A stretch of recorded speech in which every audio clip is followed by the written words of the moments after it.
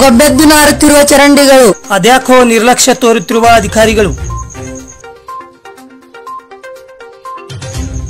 S ವೀಕ್ಷಕರೇ, ಕೂಡಲಂಗರ್ಗ ಗ್ರಾಮ ಪಂಚಾಯಿತಿ ವ್ಯಾಪ್ತಿಯಲ್ಲಿ ಬರುವ ಎಲೆನೌದ್ಗಿ ಗ್ರಾಮದ ಮುಖ್ಯ ರಸ್ತೆಯಿಂದ ಗ್ರಾಮದ ಒಳಗೆ ಬರುವ ಮುಖ್ಯ ರಸ್ತೆಯ ಮೇಲೆ ಊರಿನ ಚರಂಡಿ ನೀರು ನಿಂತು ಸುಮಾರು 3-4 ತಿಂಗಳಾಗಿ ಗಬ್ಬೆದ್ದು ನಾರುತ್ತಿದೆ. ಸಂಬಂಧಪಟ್ಟ ಗ್ರಾಮ ಪಂಚಾಯಿತಿ, ತಾಲೂಕು ಪಂಚಾಯಿತಿ ಹಾಗೂ ಜಿಲ್ಲಾ ಪಂಚಾಯಿತಿ ಗಮನಕ್ಕೆ ತಂದರೂ ಕೂಡ ಅದ್ಯಾಕೋ ನಿರ್ಲಕ್ಷ್ಯ ತೋರುತ್ತಿದ್ದಾರೆ. ಇದೇ ಸ್ಥಳದಲ್ಲಿ ಪಕ್ಕದಲ್ಲಿ ಶಾಲೆ, ಪಕ್ಕದಲ್ಲಿಯೇ ಬಸ್ ನಿಲ್ದಾಣ, ಸಾರ್ವಜನಿಕರಿಗೆ ಸಂಚಾರಕ್ಕೆ ತುಂಬಾ ಕಷ್ಟಕರವಾಗುತ್ತಿದೆ. ಇನ್ನು ಇದರಿಂದ ಅನೇಕ ಸಾಂಕ್ರಾಮಿಕ ರೋಗ ಬರುವ ಸಾಧ್ಯತೆ ಇದೆ ಎಂದು ಗ್ರಾಮಸ್ಥರು ಆಕ್ರೋಶ ವ್ಯಕ್ತಪಡಿಸಿದರು.